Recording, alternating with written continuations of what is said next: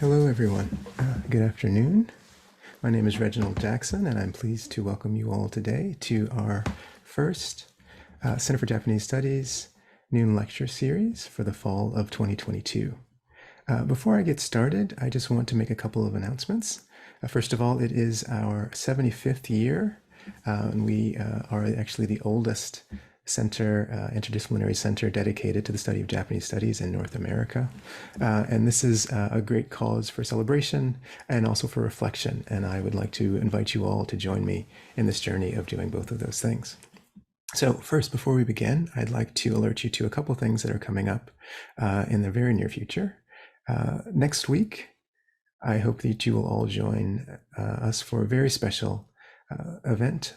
We'll be having distinguished alumnus and professor of modern Japanese history, Professor Harry Haratunian, in conversation here next week at the same time. This will also be a Zoom event. And Professor Haratunian will talk about his career, his time at Michigan, his thoughts on the development of Japanese studies, as well as a host of other political, ethical, and educational issues. So we look forward to seeing you next week. I'd also like to remind you that we're having our CJS opening reception later that afternoon. I think that you have received or will receive very shortly an invitation to that, and we'd ask that you RSVP for that by Wednesday of next week. It'll be outside since we're all concerned about COVID, and so it'll be right outside of Weiser Hall next week, and we look forward to seeing you then as well. In terms of the protocol for today's lecture and webinar, we'll begin shortly, and viewer cameras, microphones, and chat have all been disabled for the webinar, but you're welcome to submit questions via the Q&A function. If you look at the bottom of your screen, those of you unfamiliar with Zoom will see this. It's right there next to the live transcript button. And throughout the lecture, you can feel free to add questions, and we'll get to those at the very end. Also, for accessibility, if you'd like to activate the live transcript to have closed captioning, feel free to do that. Okay, then without further ado, I would like to begin.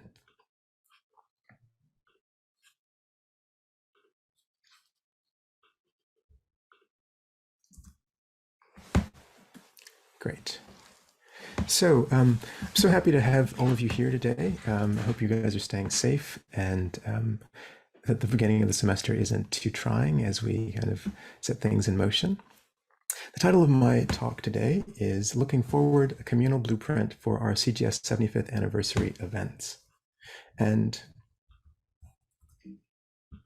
one of the things that I'd like to start by doing is to offer some thanks, first of all, to the amazing CJS staff who've been working tirelessly throughout the summer and will continue to work tirelessly with me over the course of the year to bring you these events. But I'd like to especially thank Bradley Hammond, Jillian Locke, Janice Lynn, Allison Alexi, and the IRWIG, or Institute for Research in Women and Gender, Lane Hall History Project for their various resources and efforts. I'd like to begin today by thinking a little bit about some goals for this presentation, and specifically, one of the things I'd like to do today, there's three goals that I'd like to focus on. The first is to historicize the center's development, both within a local and a broader geopolitical context. I'd also then like to contextualize how we might rethink and expand our notion of Japanese studies in the current moment. And then I'd like to outline our event programming in relation to community suggestions that you guys have provided and potential educational interventions that we as a Title VI National Resource Center can provide, but then also among ourselves as community members that are trying to figure out how best to survive and thrive in this increasingly fractured world. In terms of the itinerary for today's talk, I'd like to begin with a personal reflection, then I'll move to some historical considerations, particularly kind of located around the University of Michigan Ann Arbor's Center for Japanese Studies, but then also thinking about how that fits into a broader kind of geopolitical context.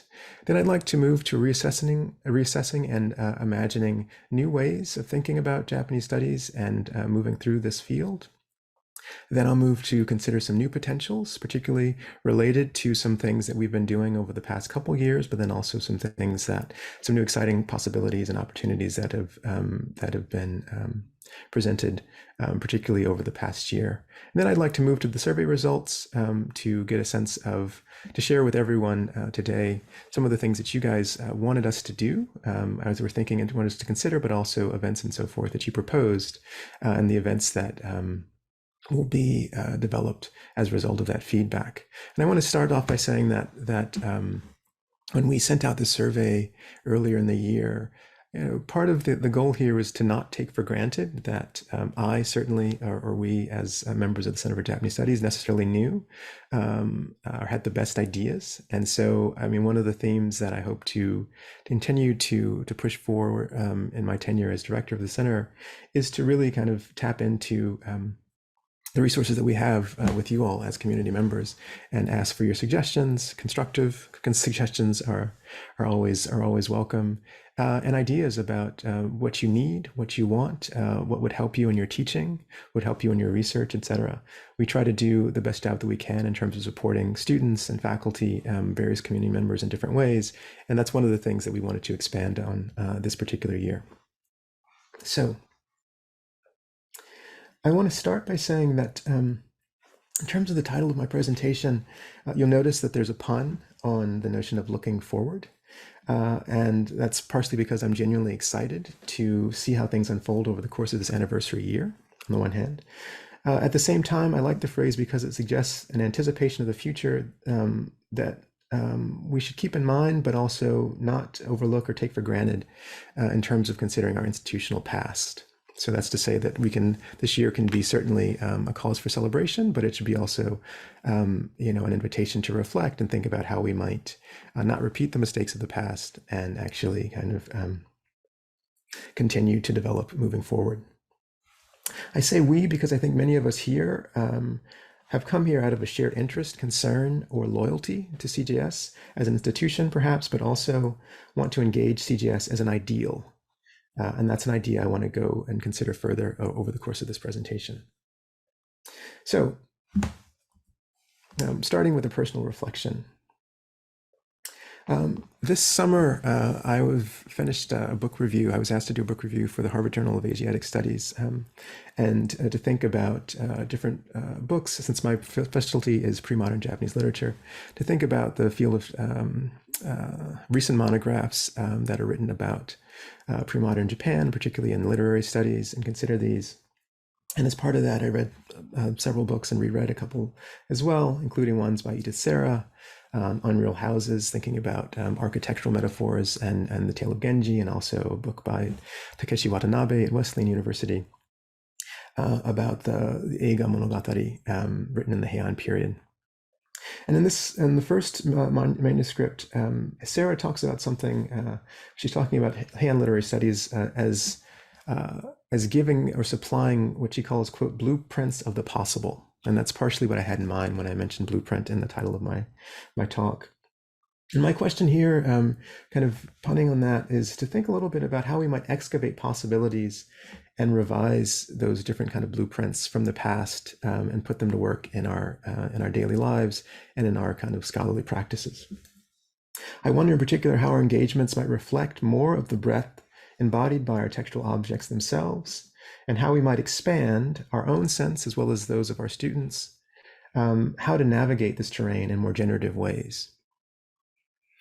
On this score, I was on leave last year, but since we are very much now in what seems to be Mappo, the end of days, the end of the law, or these kind of apocalyptic times, I was thinking a lot about this vicious pandemic year. And it's been a year or years more recently, in which poor and Black, Indigenous, and people of color's disproportionate exposure to premature death has occurred alongside protests for racial justice on the one hand, but then also an intensification of racist anti-Black and anti-Asian violence on the other.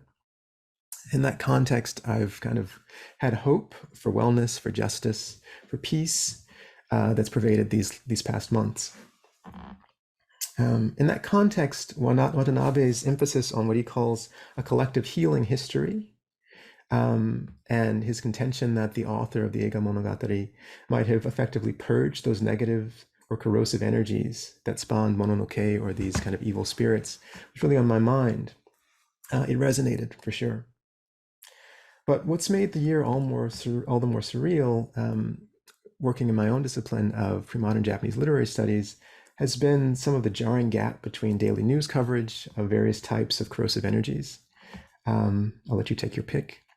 And the discussions of weights and measures, Mongols, birthdays, and ox or buffalo that occupied the Premodern Japanese Studies listserv last year in particular. I think that following this pertinent consideration of epidemics in pre-modern Japan as COVID-19 took hold, as the year wore on, the realm of professional communal exchange seemed to stay eerily remote from the real world. And that asymmetry is something that stuck with me, that bothered me, even though it's not to say that any one of our disciplines should necessarily deal with the matters of the day. That gap was really striking. And in that context, I was thinking about this and wondered if that the asymmetry and the sense of urgency wasn't in some ways a strain of disregard that was endemic to what we do, which is to say, it might be baked into our tiny little discipline, like a snow globe that happens to be unfazed as the rest of the world burns. So my question here was, to what extent does attention to politics in, say, Heian Japan, to say nothing of wartime Japan or Cold War Japan, preclude a reckoning with conflicts that animate our own era? So to what extent do these, the imposition or the kind of injunction and desire to be rigorous, to be professional, to be scholarly, actually bring us away from the world or separate us from these kind of more worldly concerns? Adding to the uncanniness of that experience of seeing that gap was a resemblance to the scenario that it bore to earlier times, particularly those in the Cold War. As Michael Bordash explains, early Western studies of Japanese culture tended to stress the aesthetic beauty of Japanese art and literature to the neglect of its intellectual and political content. Politics and abstract theory were supposed to be the domains of Western modernity. Japan was assigned the task of producing pretty pictures and lyrical poems, and this version of Japanese studies was created largely in the early Cold War period and was complicit with the need in the United States to transform the image of Japan from that of a treacherous enemy to a benevolent Asian ally. In this context, this is both a dark but also accurate depiction of Japanese studies at the time, and it begs the question, so first of all, how is Japanese studies implicated within this moment of upheaval, our own moment, but also past moments of upheaval, like wartime and the Cold War? How should we respond to the current circumstances?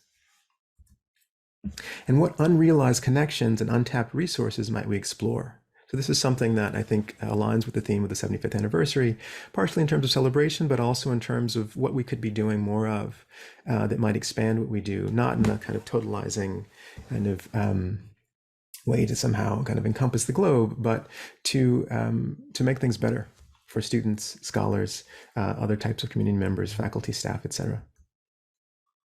So in this context, it seems to me really important to perform a kind of critical genealogy of the historical, ideological, institutional, and disciplinary structures that have traditionally ignored or opposed a kind of decolonial movement within the university.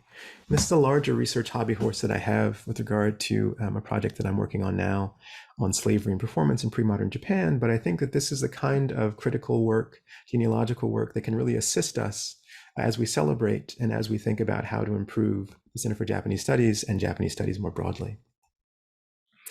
Along these lines, I've been aided in my thinking by several books, the work of Stefano Harney and Fred Moden and the Undercommons, Fugitive Planning and Black Study. Le Paperson's Alter Ego, also known as K. Wayne Yang, A Third University is Possible, has also been really useful. And this has brought with it some frustrations, but also some silver linings. So I realize that some of this will be frustrating to hear about on the one hand, but I think that it's important to kind of be as clear-eyed as possible when we think about the history of our own institutions as a way to renovate those blueprints, as it were. Along these lines, I think that these ideals or kind of values of transparency, empathy, misunderstanding, and kind of how to kind of address those misunderstandings, support, and a notion of a community that is positive, not negative, all have a role to play. So with that said, let's think more about some historical considerations. I've discussed this before, and one of the things, this is a kind of shameless plug, there'll be a lot of these over the course of the year, I think, but we've had a really fruitful collaboration with the Michigan Theaters, the State and Michigan Theater, for years now. And this year will be no different. Stay tuned. You'll be hearing in the coming weeks about our 75th anniversary film series, which includes showings of films from each decade of that CJS has been in existence. So starting in the 40s, since it was founded in 1947. But we'll also kick off that event on October 13th with a live music and benchi performance of Page of Magnus. And so we really encourage you all to come out and see that. It will involve, moreover, a female benchi, which in itself is remarkable, and should be certainly, I think, fun for any of you interested in music, musicology, Japanese studies, performance, film, questions of gender, questions of voice, and so on and so forth. So we're very excited to be kind of putting that on, along with the subsequent films that will follow. So this is something that we've been doing more recently. And when I say more recently, since the 70s, actually. But I also want to kind of use this image to kind of go back a little bit and think about a less bright time, or at least a more racist time, a more kind of troubled time, arguably. And this is actually a photograph that comes from the archives that were developed largely through the efforts of Bradley Hammond for our 70th anniversary 5 years ago, thinking about the history of the center. And as you can see here, it says Company A presents Nips in the Bud, all soldier cast, and then administered by war bonds. And then on the side there, Back the Attack by an extra war bond. So this was actually a staging of a show for the marquee shows, the staging for the Army's Intensive Japanese Language School musical. The caption says that the show played to packed houses, which is understandable. And I want to dwell with this image a little bit because I think it's really important to understand this confluence that we should really reassess in this moment, particularly in this anniversary moment, of the relationship between education, pleasure, and a sense of community that need not be all positive, or that can be incredibly exclusive, incredibly damaging, that can be based on a kind of violence that we would want to avoid, I would hope, in this current moment. So along these lines, I think that if you're not aware, there's a racial slur that's here emblazoned on this marquee, and indeed this performance is interesting to me partially because it's part of this ideology of work hard, play hard. This presumably is the play hard part. It's about entertaining students. It's about allowing them to relieve stress long before Netflix existed. It's also gives them a venue to become closer to one another and to supplement in some ways the kind of education that they're receiving in classrooms as they're being trained effectively to destroy the enemy, to decode, but then also to destroy the enemy. And so I think it's really important to understand this as a moment. This was supported, this was funded by the government, by resources here at Michigan as well. And it's, if it's not already clear, an example of the kind of education we don't want to perpetuate moving forward. But it's also an important part of our history, right? Along these lines, here's another image. This one is of a teacher named Joseph K. Yamagiwa, teaching at the Army's Intensive Japanese Language School in 1943. We'll have other events over the course of the year thinking about this period, this early period of Japanese studies in the United States and of the center here at Michigan, including many people were wondering and wanted to learn more about the Okayama Field Station and so forth. And one of the things I want us to kind of be aware of here is this is something that my colleague Anne-Maria Shimabuku NYU talks about when she teaches the history of area studies and Japanese studies in particular, which is that we tend to know the names of famous scholars of Japanese studies, but we don't know the names of the people who taught them Japanese, generally speaking. right? So again, that asymmetry is something that's really important to consider, particularly insofar as many of these teachers were Japanese Americans, whose only choice, having had property confiscated, having had lives ruined, to demonstrate their loyalty was to work in this capacity for the military, what we now call the military-industrial complex, but to share their knowledge of their culture with people who were actually, whose job it was to subjugate that culture. And so I don't want to overlook this. I know that some of you, many of you in the audience here are students, and I'm sure your Japanese is really great and continues to improve. But I also want us to kind of be able to think in, again, clear-eyed ways about the legacies that we inhabit in terms of what we have learned and of how we've come to incorporate or assimilate into something called Japanese culture. And the prices that have been paid for that. There are debts that we don't have to pay in this moment because people like Yamagiwa and other Japanese Americans in particular, who were dispossessed, already paid them in spades. Along these lines, then, I wanted to also consider one of the most famous professors that was here at Michigan for some time, and my disciplinary, I don't know what you'd call him, grandfather, grand stepfather, twice removed or something, Edward Seidensticker, who passed in 2007. And one of the things I want to do in this context is think a little bit about his memoir, Genji Days. While he was teaching here, teaching pre-modern Japanese literature here, Seidensticker made the monumental accomplishment of translating, making a full translation of the Murasaki Shikibu's 11th century classic, The Tale of Genji. And this is a memoir of the experiences he had here. It's a fascinating read for all kinds of reasons. Good and bad. I mean, if you ever wondered what Ann Arbor was like in the 70s, if you weren't around Ann Arbor in the 70s, this is a great way to learn about it. To say nothing of classroom life, politics of the time, and how those happened to manage to seep into the classroom or seep into Seidensticker's life, his hopes, his dreams, his fears, his aspirations. And as I think more about this period, I am really kind of compelled by these kinds of stories. Stories generally partially because I'm a literature scholar, but also because I think that the stories we tell about ourselves and the stories we seek to amplify for others have a lot to do with, I think the stakes of those stories, I think need to really kind of be considered. One of the things that I noticed from these memoirs, I'm reading memoirs by people like Seidensticker and another father of the field, Donald Keene, was that the work of establishing the field of pre-modern Japanese literary studies at least entailed neutralizing the presence of leftist, anti-war, feminist, black, anti-establishment, or other liberatory voices and movements.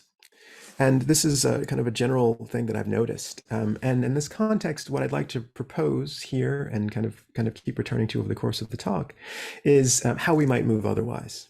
So, which is to say that if at a certain moment in time it became really important, valuable, necessary even to contain or to suppress these different types of voices and movements and energies, many of which were more worldly, more critical, more liberatory, I would say, than prevailing norms and dictates within the field of Japanese studies.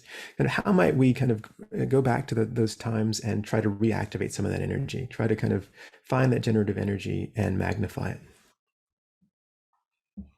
One of the things to think about along these lines is the kind of prehistory of Japanese studies in some ways. And scholar, also deceased, Masao Miyoshi talks about this in terms of the lineage of Japanese studies. Being that a missionary lineage, right? When, in his words, these missionaries were sent to the Far East to civilize and democratize the barbarians. Later on, that came in the form of imperial evangelists, in not just in the United States, but also in Japan. And their godsons, who had been dormant for a while, were mobilized into a cadre of interpreters and administrators during the Second World War and the post-war years. Miyoshi notes, moreover, that a noticeable advance in Japanology was made by this generation of occupation-trained specialists, and their impact on scholarship remains both powerful and definitive. Because of the historical circumstances of mission and conquest, this genealogy has no shortage of those uncritical or even unaware of their own ethnocentric and hegemonic impulses.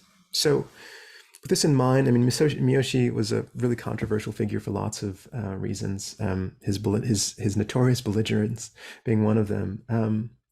But, he was also in many ways an ally to marginalized and Asian American scholars in the field of Japanese studies as well.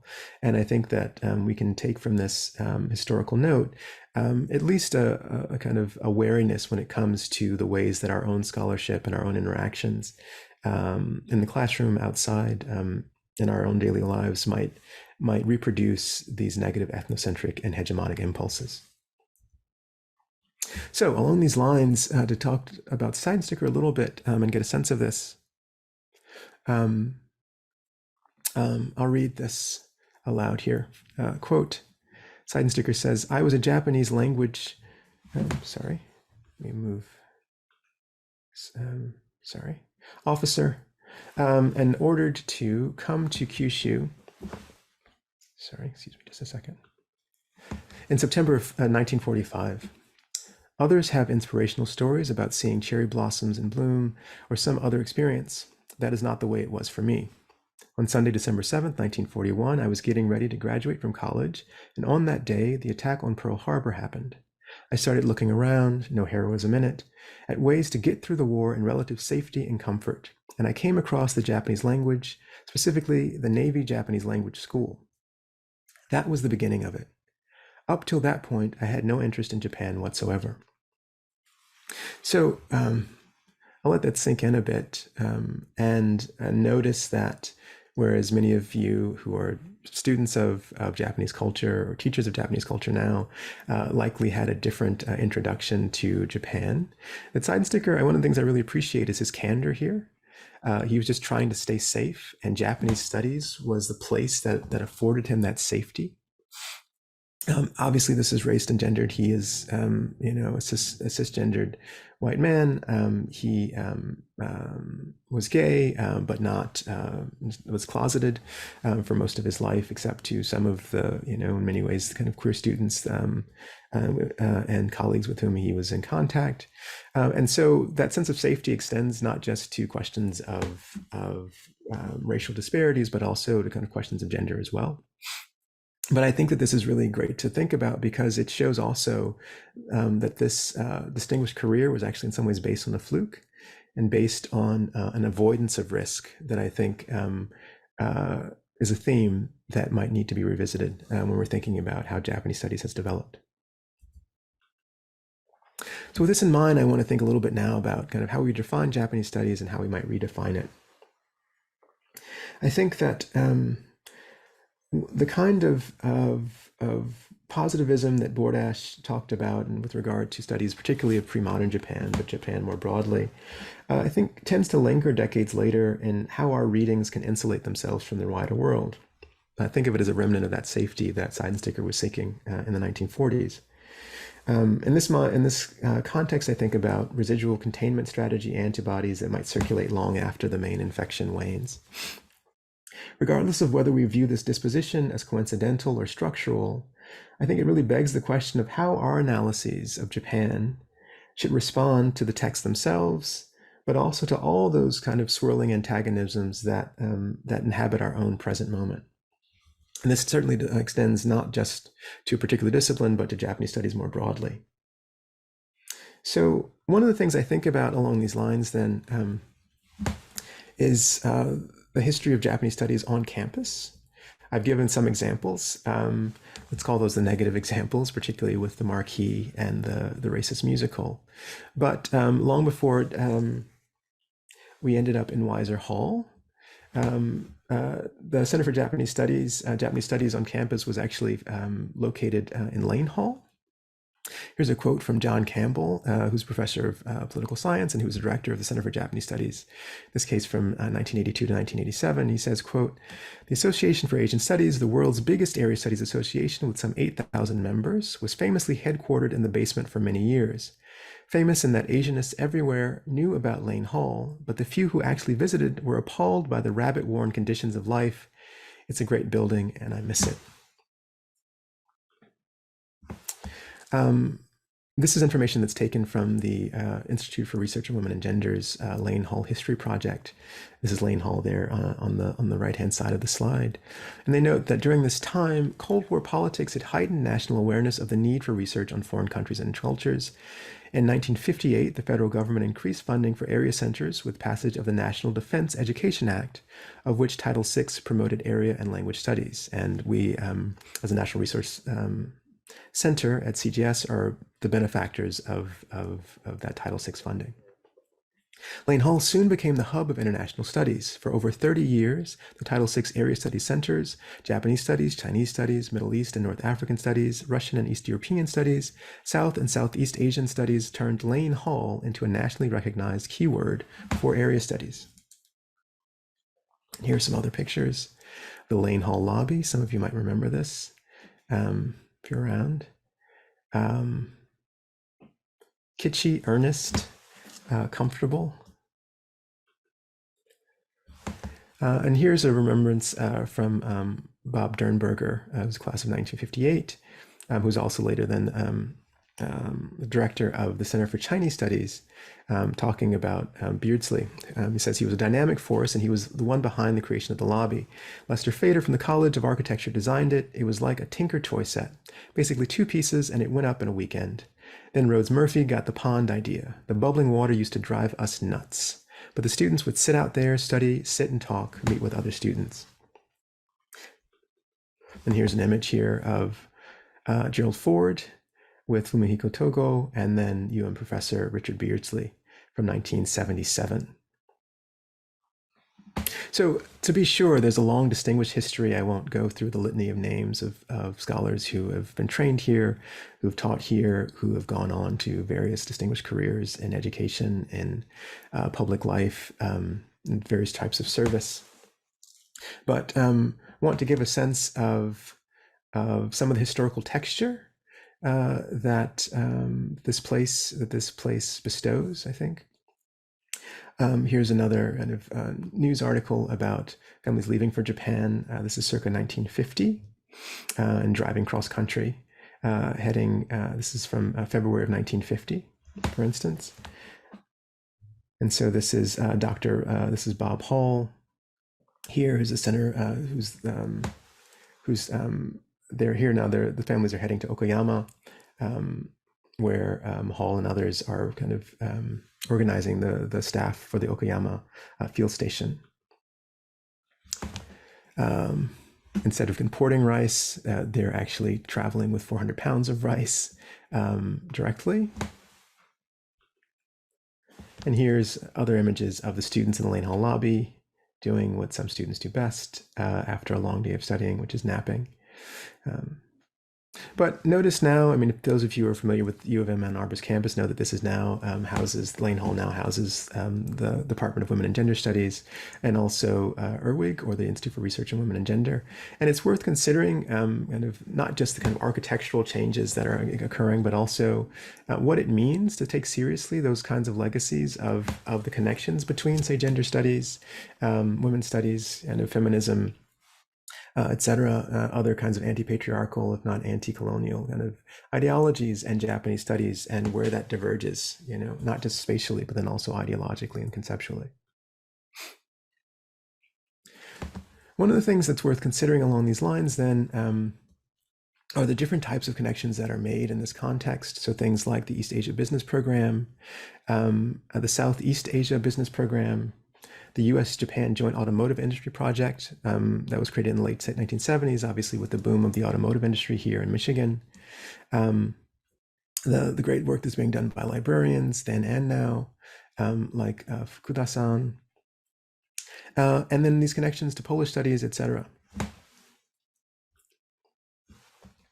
One of the things I want us to consider too is not just in what this used to look like, but how we might kind of rebuild, not literally, since I think we don't have money in the budget for a pond and Zen garden and massive calligraphic characters on the walls necessarily, but at least in other ways kind of branch out and maybe kind of rekindle some of those connections that might have been lost. In this context, the images that I just showed give us a kind of sense of how things progressed from the 40s through the 1990s. But I want to go back to a very kind of charged moment of the 1970s. This is coming from Seidensticker's memoir. And partially I want to do this again to think about the relationship between Japanese studies and other types of the world around it. And the way in which Japanese studies is functioning as in some ways a bulwark against letting those other kinds of potent political forces seep in and transform it, I would like to think potentially for the better. This is from an entry in Seidensticker's memoir from November 17th, 1970. Seidensticker has gone out. This is a big rally on campus. In this case, the Black Panthers are having a rally here on the Ann Arbor campus. And he says, quote, "Then Huey P., this is Huey P. Newton, the Black Panther Party, started talking. No one could call him a rabble-rouser. Indeed, he is a very bad speaker, next to inarticulate. But the rabble was there to be roused, and roused it was. No suggestion that anyone took his utterances for what they were, infantile pulings. Roaring evidence that everyone thought them just great. I did not stay to the end, but cut short my evening with the New Left, at perhaps 10. In its essential mindlessness, it is very little different from rising Nazism, if the evening gave me a fair introduction to it." And this is from page 41 of Genji Days. So this is an incredible quotation for several different reasons. I mean, I think one of the things that's interesting here is, I mean, first of all, it humanizes these figures that I think are kind of towering icons of Japanese studies. And I say this as someone who has certainly benefited greatly and, been taught by, I'm at least a second generation. One of my friends and greatest mentors, Anthony Chambers, really renowned translator of Tanizaki in particular, was a student of Seidensticker's.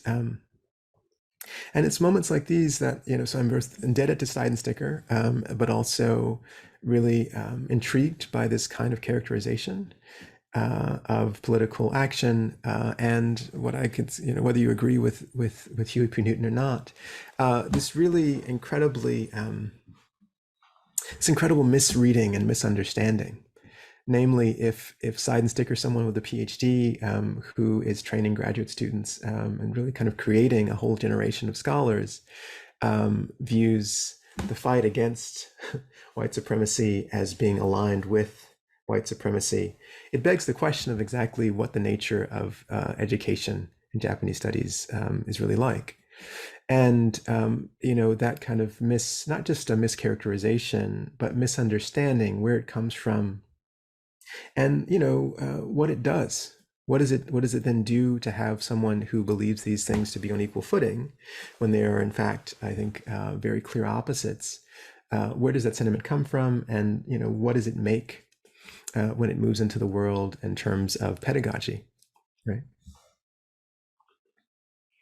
So moving from that dark moment, I think we should turn to some new potentials for rethinking some of these things, kind of taking stock of our own, those legacies and our debts to them, right? What they grant us in really positive ways in terms of linguistic expertise, kind of knowledge about Japan from different eras, pre-modern or modern, early modern, what have you.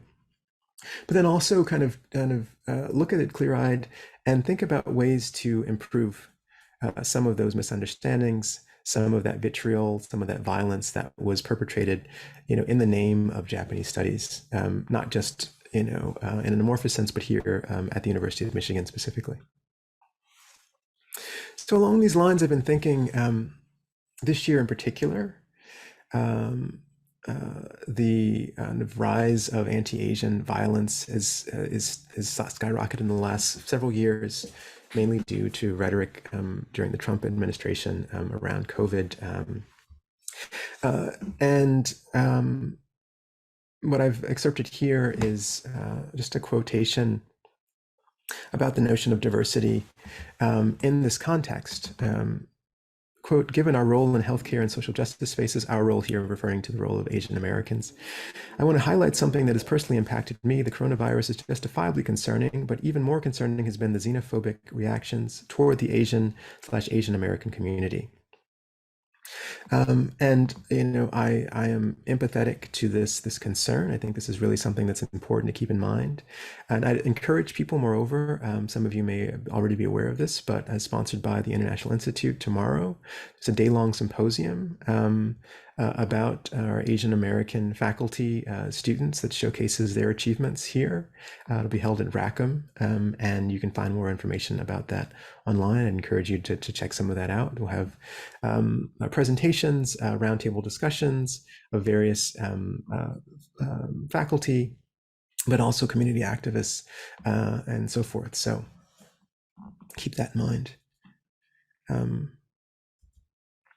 Another thing that I think a lot about in this context are organizations like 18 Million Rising, and the ways in which a kind of population that in many ways was relegated, at least in the early days of Japanese studies, to a kind of service role, namely that of teaching Japanese in ways that in some ways barred them from ever being professors of Japanese. I think it's important to kind of think about in terms of the demographic elements of our field.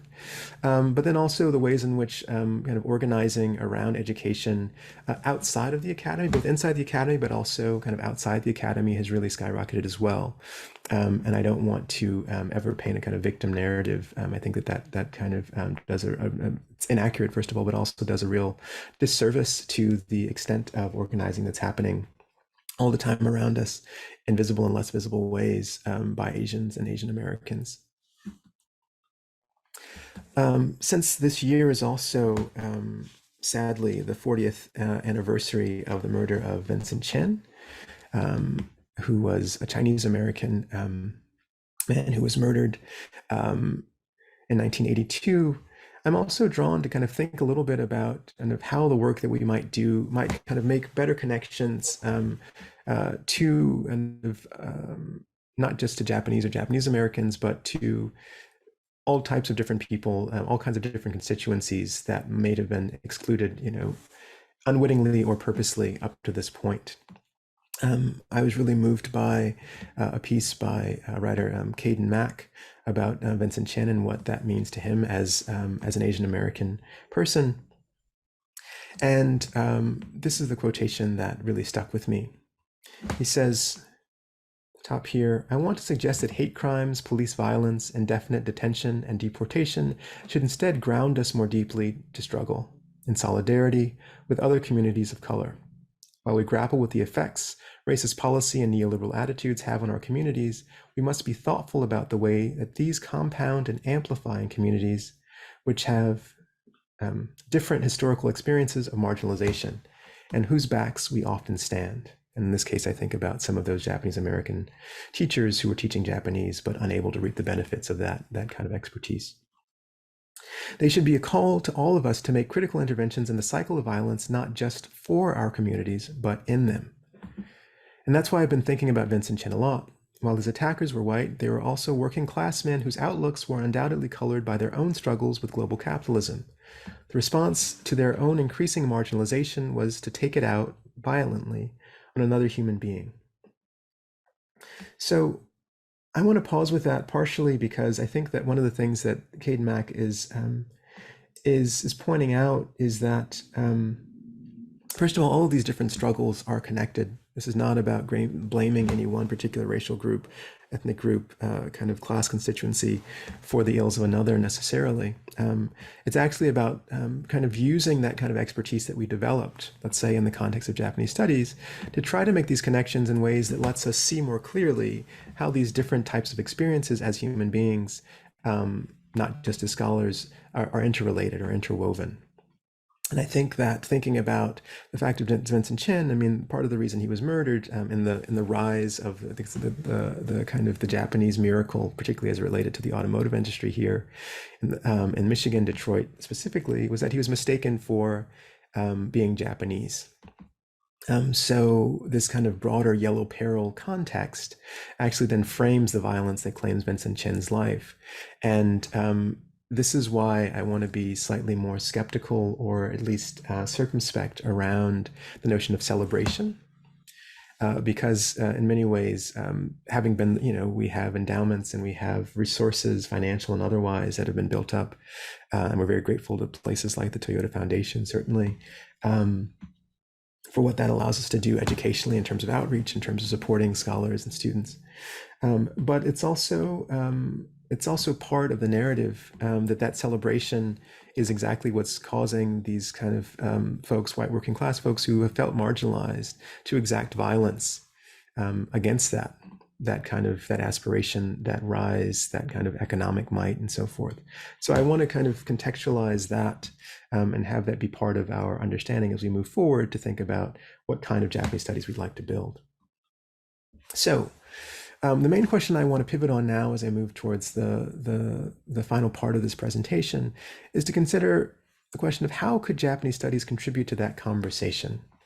And by that conversation, I mean that conversation that could connect things like global capitalism to questions of discrimination, xenophobia, anti-Asian racism in the 40s, in the 1890s or 1880s, but then also today that continues, that's being amplified in various ways as various wars kind of continue to ramify throughout our societies. And to think about, what could we contribute to that conversation? What kinds of tools, conceptually, methodologically, might we bring to the table? And if we could be open enough to venture that kind of conversation. One of the ways to do this, there have been some things that I've been involved with, luckily with the support of the Center for Japanese Studies in the last couple of years, also very much co-organized with students here, former students now, at the University of Michigan, like Rachel Willis, Sophie Hasuo, who was recent graduate of our CJS MERS concentration, and Harrison Watson. In this context, there's an initiative that I founded called the Japanese Studies Anti-Racist Pedagogy Project. And this is one of the things that we aim to do in the context of what's called JSAP, is to effectively to improve Japanese studies, but particularly through an anti-racist frame. So using not just the things that we learn from kind of so-called traditional Japanese studies, but also from Black feminist studies, from post-colonial studies, etc. And one of the main premises of this is actually to think about,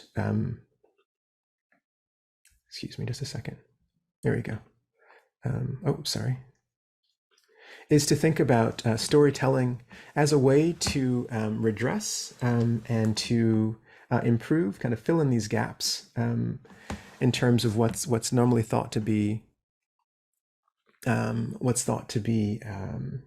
sorry, I think my internet might be slightly unstable. Here we go. Japanese studies writ large, by adding the voices of scholars, particularly kind of Black, Indigenous, and people of color that may not have otherwise found room within the discipline as traditionally configured. This is the website. You can find us here. There's resources. We've done activities like a graduate student syllabus workshop, webinars, etc. And this is just to give you a sense of this. One of the goals of these webinars is to promote greater awareness of the value of intersectional analysis. So intersectional analysis coming out of critical race studies and critical legal studies, and folks like Kimberly Crenshaw, Black feminist legal scholars, but also since then Asian American scholars as well, certainly.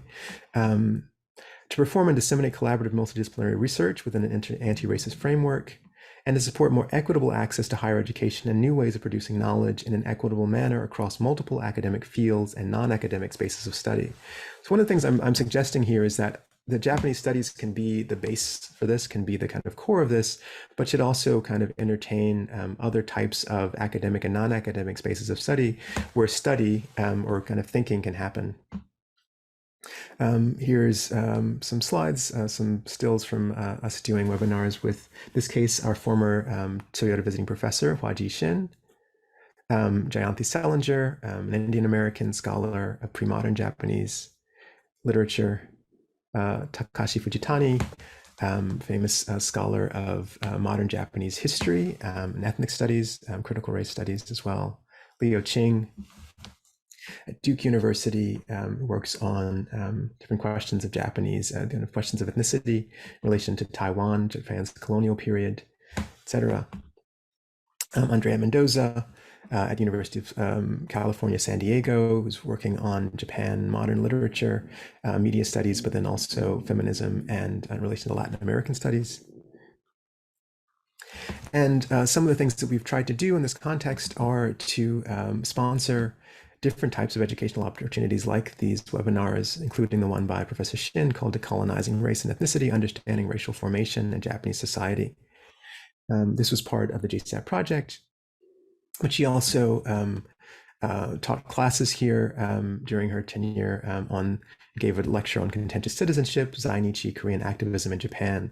So thinking about ethnic minorities in Japan and their treatment, what the context is of combating the sabetsu in Japanese society, and making visible these kinds of struggles that, again, in a context of Japanese studies that might be averse to conflict or might be less invested in playing up the ways in which Japan is not homogenous, and these different types of social striations actually still affect people, might be less visible. So to make those more visible, and also to help teachers, educators, both teachers and students, be able to disseminate this information more widely. Along these lines, some of the other things we've been doing more recently in the context of Japanese studies is our postdoctoral fellows program. This year, we're joined by two postdoctoral fellows, Dr. Jessica A. Fernandez de Lara Harada from the University of Cambridge, and Dr. Ryan Yokota, whose PhD is from the University of Chicago. We're really pleased to have these scholars here with us to help supplement our curriculum. Hopefully some of you MERS students and undergraduates who are in attendance are taking these brilliant scholars classes, in addition to those of fusty faculty members like myself. But part of the idea here with the postdoctoral fellowship program is to bring in scholars whose work I think is in some ways very much a part of Japanese studies in a certain way, but also kind of adjacent to it, or is kind of really challenging us to rethink the boundaries of what Japanese studies is. And the postdoctoral fellows program has been a way, a kind of venue through which to, I think, to energize our curriculum and to expand what we do under the banner of Japanese studies. Along these lines, another thing that I would bring to your attention is the kind of work that's being done by kind of recent kind of graduates of programs, in this case, the work of folks like Mika Kennedy and Celeste Godert. So in the exhibition Exile to Motown, this is a public humanities project that has its basis in many ways at the University of Michigan.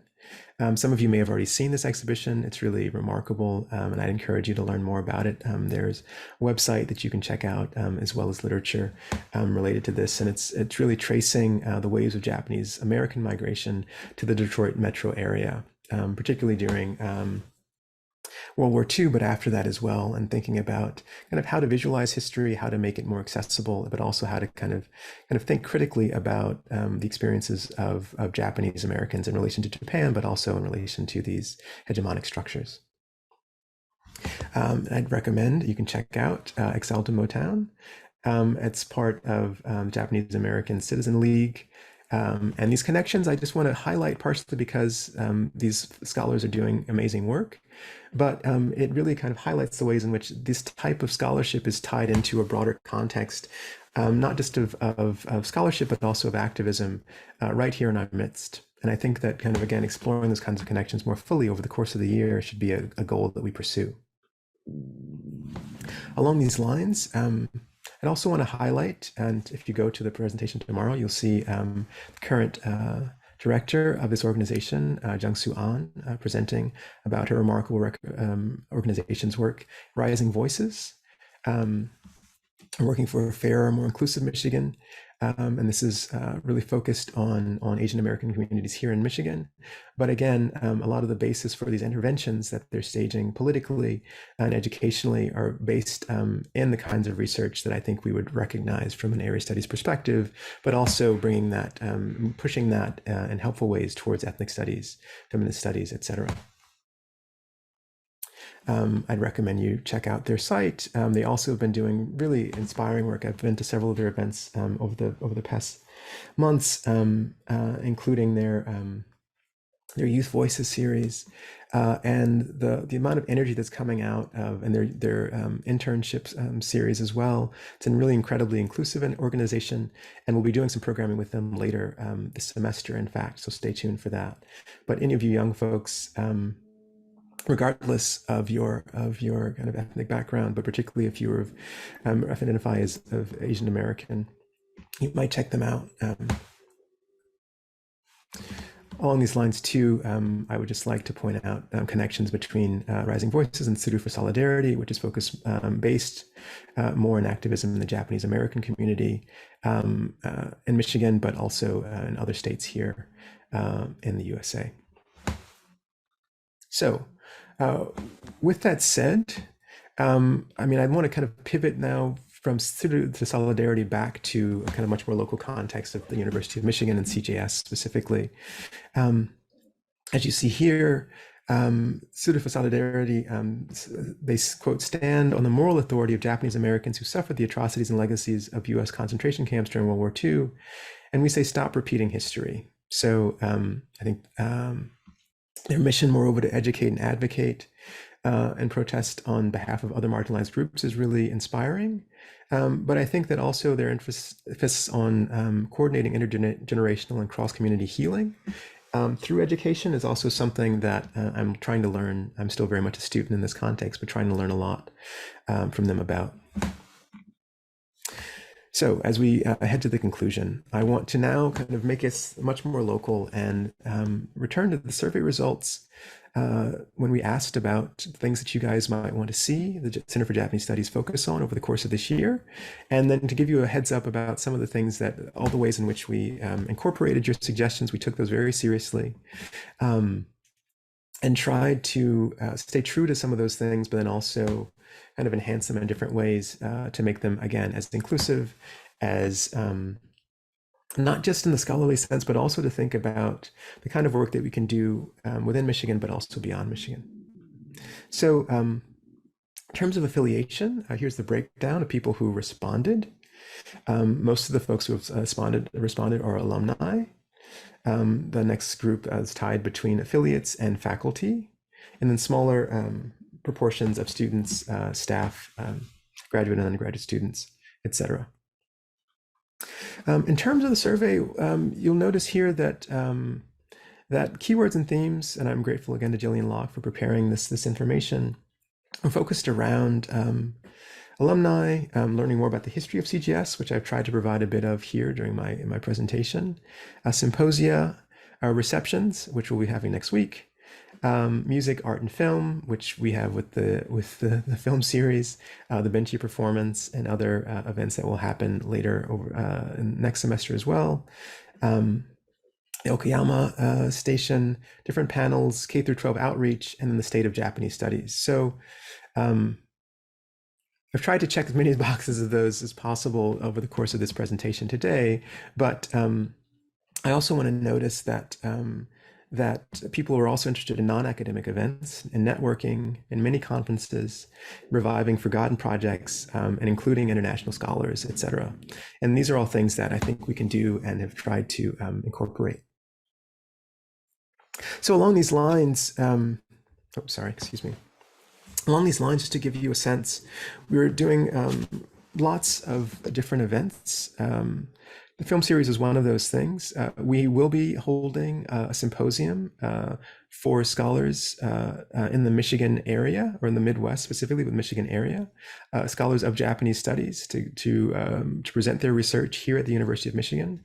One of the comments mentioned, I think it's a fair criticism that on the one hand, the University of Michigan in many ways is a flagship university in the state, But we don't do enough, arguably, to really, although we have things like we can provide library access and we have affiliate status and so forth, and sometimes we have grants and things that are available to different scholars, we're not doing enough to really support scholars and really kind of become a hub and really actively seek the input and research expertise and camaraderie and networking between ourselves and other scholars throughout the Michigan area. And I take that criticism to heart. I think it's accurate. And we will, in the winter semester, we will hold a symposium to rectify that and hopefully to kind of establish a tradition of being much more intentional about forging and maintaining those kinds of connections. Other things that we're doing this year will be a roundtable and panel discussion with Asian American activists and scholars, including members of Tsudu for Solidarity and Rising Voices, which will happen later in this semester. So please stay tuned for that. We'll also be doing, in terms of enhancing pedagogy, 2 contests. One of those contests will be to reimagine Japanese language pedagogy as it relates to DEI concerns at the K through 12 kind of university and graduate level. And we'll be offering several $500 grants for teams, either individuals or teams at those different levels, to come up with pedagogical models and modules that then can be shared on the CJS page, websites and so forth, and publicized so that other educators across the world might be able to have access to those. Another contest we'll be holding will be to rethink and reimagine Japanese studies, again with $500 grants awarded to teams to do this, again at the K through 12 university and graduate level. And the idea here is first of all to take seriously our status as a National Resource Center and the Title VI charge that we have, but also very clearly to kind of push against, in some ways, that insular quality that can seep in, and I think it's really in many ways defined not just language education, Japanese language education traditionally, but also kind of broader so-called content or humanities and social science education in Japan, and to incentivize that. So to use some of the funds that we have available to really ask scholars of various ages, of various backgrounds from all over, to really try to kind of come up with a dream class or a dream lesson, to kind of think big and to try to kind of build something that we can then incorporate, to our kind of general benefit. There's a number of other kind of activities that we have in mind here, but we'll still be holding our postdoctoral program. We'll still be soliciting nominations for our Toyota visiting professorship. We'll still be doing outreach at the K through 12 level for things like Ann Arbor Japan Week and kind of kid-friendly things, not just through things like the film series, but also kind of other educational kind of opportunities, including partnering with organizations like community colleges in the Michigan area, and also kind of cultural organizations such as the local symphony orchestra, who will be giving Studio Ghibli concert for those of you interested, and things of that nature. So in conclusion, I just want to say a couple things. I want to return to this notion of celebration and think about the ways in which we can celebrate by all means. We have much to celebrate in this long and esteemed kind of history of the Center for Japanese Studies. But we should also think about what that celebration should entail. I've talked a little bit about the origins of the center, for better and for worse, certainly. But I think that it becomes really important in this vein to acknowledge, the massive financial and personal resources that have been committed to the task of building Japanese studies. I think that as we reckon with the reality that some of these investments have been very divisive, if not deeply violent, that we can kind of rethink our relationship to some of that labor to build a different notion of community that's more robust, that's more generative, that's more equitable, that's more inclusive. Along these lines, I I think that the kinds of interventions that you guys have proposed, and that I hope that we can pursue over the course of the next 8 months or so, whether that's in terms of Japanese language, in terms of teaching, in terms of considering questions and about activism and so forth, that all of these things will continue to garner your interest and your input. I think that as we move away from the racism, the violence, and so forth, that we can think, I think, more generously and be more generous with one another, in trying to reactivate some of that generative energy that may have fallen by the wayside in the past years. Along these lines, I think archival work will be really important. I think that doing things like our proposed alumni panel to build community, to allow for networking and reminiscing as well, in addition to good food outside and hopefully COVID safe, all of these things will be really important. As at the same time that we shouldn't take this as an opportunity just to celebrate or rest on our laurels, but to really kind of push the boundaries of what we think the category of Japanese studies might include and what the Center for Japanese Studies might do in extending that mission. So with that in mind, I just want to thank you all for listening today, and also thank you in advance for all of the work and all the input and participation that you'll no doubt lend over the course of the coming months. And I just really want to say, I think it's a really ripe opportunity to reconsider, rethink our responsibility to various communities within the University of Michigan and beyond, and to really think about ways to extend that. So with that said, I welcome your questions and comments and look forward to seeing you not just in the Q&A, but also over the weeks and months ahead. Thank you so much.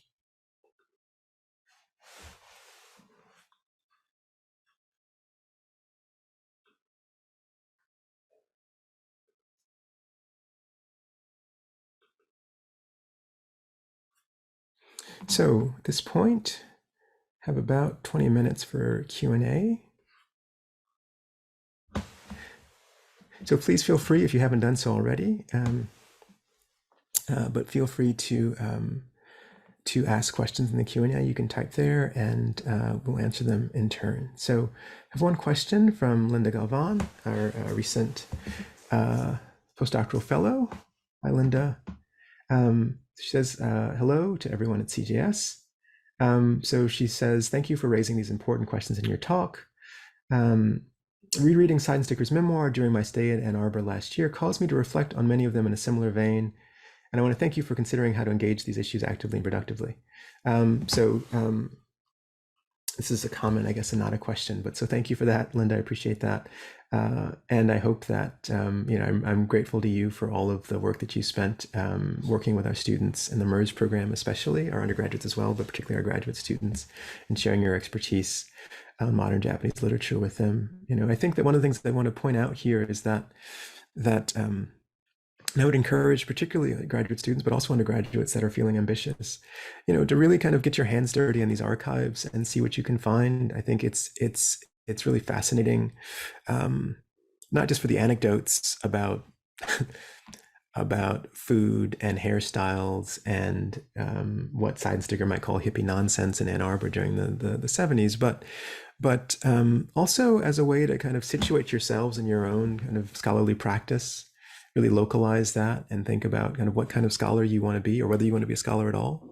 You can be a thinker without being a scholar, and I think that that's also completely valid and expand your sense of study. And so reading these kinds of memoirs for positive and negative examples, I focus more on the negative examples here, but the positive examples do exist, and I think that that's also something that we can take to heart. So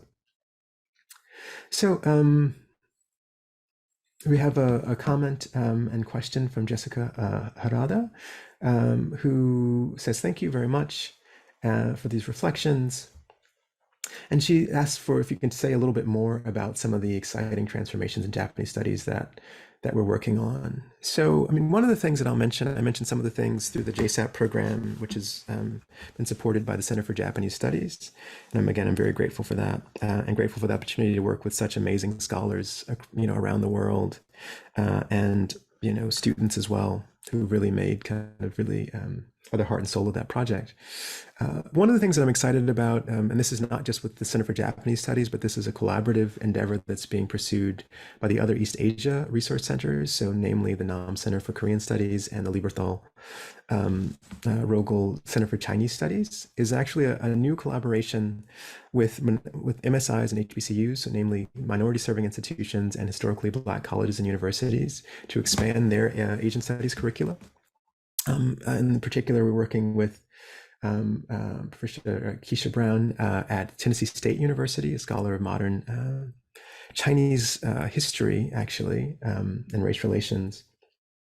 As you may know, in the United States more broadly, but particularly in underserved communities, at state schools, at minorities, kind of less wealthy institutions, the humanities are embattled everywhere, but especially there, and particularly things like Asian studies curricula are vibrant insofar as student interest, but not necessarily supported at the university level. And so one of the things that we're partnering to do is to try to share some of the resources that we have in terms of faculty, in terms of language teaching, to help shore up, but then also to expand the opportunities for students at these different universities to pursue their interest in Asian studies. And I'm personally really excited about that. Another, I think it has a lot of potential. And I think that that's one of these spaces where trying to really kind of operationalize an inclusive mindset can really kind of be pursued. It's a kind of outreach that's happening at the college level, but just in terms of working with populations that through no fault of their own, right, don't have the funding or the infrastructure to be able to do this. This is one of these places where a kind of traditional Japanese studies can do great work with non-traditional Japanese studies students, and I'm really excited about that specifically. So we have a common question from, I think this is Mary Gilstad, who says, I would like to hear more about the left, feminist, and anti-colonial voices that were suppressed in the formation of Japanese studies, specifically pre-modern Japanese studies.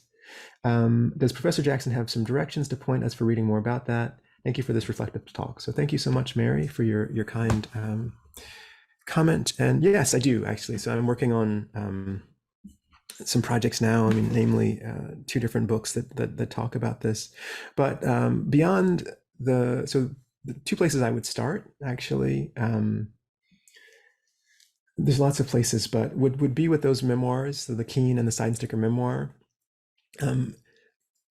Because what's really helpful about them, first of all, if you're a fan of literature, is that they're quite literary. These are both scholars of literature. They're both, esteemed translators of literature, Japanese literature specifically. And, I think they're overlooked because, people want to get to the primary text, namely the Japanese text, and the lives of these figures is less interesting, and it is less interesting in many ways. But I think that when you read the gaps, if you read for the fissures and the spaces in the texts, sometimes they're very explicit, like the one example I gave you from Seidensticker. Often it's much more subtle. So it's Donald Keene, for instance, talking about, and I've riding a rickshaw and feeling badly for the person who's carrying him in the rickshaw without really kind of understanding that he's part of the problem, literally, like on the back of this Asian man as he's trying to get from point A to point B. So there's those kinds of things, but there's lots of work. I think about the work by folks like, it's not about pre-modern studies, Japanese studies per se, but the work that I cited by Michael Bordash, Taku Fujitani's work, certainly. Anne-Maria Shimabuku and her book Illegal, which is focused on Okinawa, isn't focused on pre-modern Japan, but has really interesting things to say about the way that expertise about Japan is literally kind of claiming the lives of actual Japanese people. Norma Field has a great essay. This is from the early 90s on the state of Japanese studies. I think it's in the Helen Hardacre volume on Japanese studies, and talks about some of these things as well. I discuss it more in a book I recently published this last year on queer readings of the Tale of Genji, in chapter 1 of that, which is about how translation of pre-modern Japan is actually invested in suppressing these kinds of what I'd call feminist, liberatory, or kind of queer resonances in the text. And along those lines, one of the things that comes out in something like the Donald Keene memoir and his writing is his deep affinity for Genji as a figure. I mean, Genji as a text, but Genji as a figure. And people like Carmen Blacker, if you know her work on spirit possession in particular, anthropology, also talks about this, is that in the context of World War II and this kind of really, I think, dry, punishing kind of work on actually code breaking and kind of lifeless work, Tale of Genji became a real oasis for some of these scholars. And in my reading, Keene identifies with Genji. I mean, he talks about this. I didn't give the quote here, but about being attracted to Genji because he was in some ways the kind of anti-romantic, anti-masculine, anti-macho ideal that Keene himself, I mean, he doesn't talk about this as being, identifying as a gay man, but I think that there is something about Genji for all kinds of problematic but also fascinating reasons, being an icon, kind of queer icon, and the retreat to a text like Genji is very much also about a retreat from the world at large, not just for being too macho, but for being overly militaristic, for being really discriminatory in these other ways. So I think that those are all places that you can go, to say nothing of work that's actually much more pointed in places like ethnic studies, Asian American studies specifically, about that formation of ethnic studies, Asian American studies, Black studies, feminist studies, happening, in the context of liberation movements in the 60s and 70s. So I'd sort of look in American Studies scholarship for some of that work. But again, it's not really being done in the context of pre-modern Japanese studies, generally speaking, and that's part of what I'm trying to amplify in my own work. But I'm happy to talk more. Feel free to write me, and we can talk all kinds of shop, Mary, if you'd like, about kind of where to find these things. So, yeah. Other questions? We have about 5 more minutes to discuss things.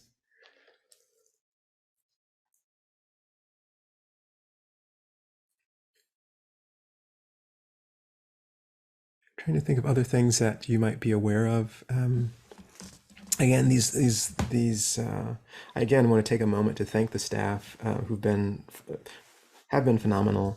We have some new additions to the staff too, who are also phenomenal thus far. I want to say that I don't want to downplay just the sheer amount of hours of effort that it takes to stage these different things. So whether that's kind of planning the reception or kind of organizing the film series, I'm very grateful to all our partners there, particularly Marcus Nornas, for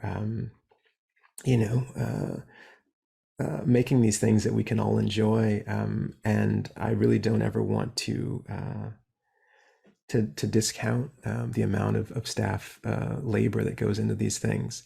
To be sure, I appreciate all of the input that all of you have brought to this by suggesting what you like, but sometimes I'm sure nobody in this Zoom room is doing this, but sometimes people, I think, move to being critical about how because the thing that they want isn't there. And sometimes don't realize that it's not because we don't want to have it there, but because we already have 19 things that are planned over the course of the year. So I just want to say that and ask that, first of all, to encourage you guys to thank our staff whenever you see them for all of the work that they're putting in. That includes Yuri Fukuzawa, Barbara Kenzer, our new staff member, Go Wu, Lillian Locke, Peggy Rudberg, Dohi Morsman. There's lots of folks. I hope I'm not forgetting anybody. But I think that one of the things that we can do, I mean, they're the people who are making it possible for us to try to develop this idea of a kind of community around CJS that is meaningful and also, that actually runs with with silverware and tech support, et cetera, et cetera, et cetera. Any further questions?